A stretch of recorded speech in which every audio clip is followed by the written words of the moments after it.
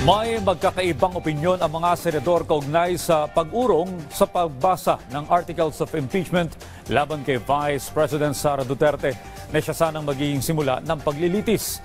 Yan ang ulat ni Daniel Manalastas. Sa susunod na linggo na sana, June 2, 2025, ang presentasyon o pagbasa ng Articles of Impeachment laban kay Vice President Sara Duterte na magiging hudyat para makapag-convene na ang Senado bilang impeachment court. Pero inanunsyo ni Senate President Francis Chis Escudero na iuurong na ito sa June 11 para magbigay daan sa pagpasa ng mga prioridad na panukalang batas. Sa sulat niya kay House Speaker Martin Romualdez, sinabi ni Escudero na nagkasundo sa LEDAC o Legislative Executive Development Council na ipapasa ang mga mahalagang panukala na nasa legislative agenda ng 19th Congress.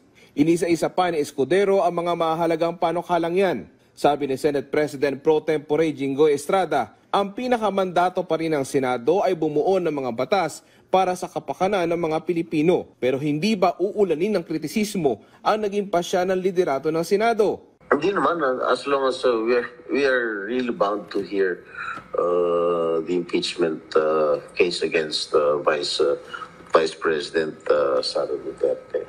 It is our constitutional duty to hear it.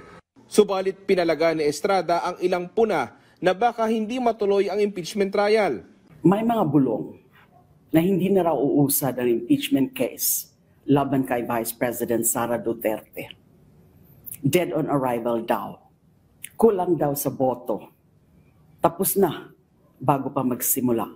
Grandstanding lang yan, naniniwala lagi sa chismis. We are not going to abandon our constitutional duty to hear the impeachment case against the Vice President.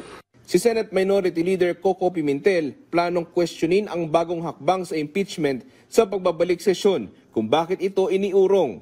Katwiran ni Pimentel, kung tutuusin po pwede na raw itong nagawa noong Pebrero. Hindi na yan in the spirit of forthwith, the trial shall forthwith proceed. Kung makikita mo yung spirit ng rules,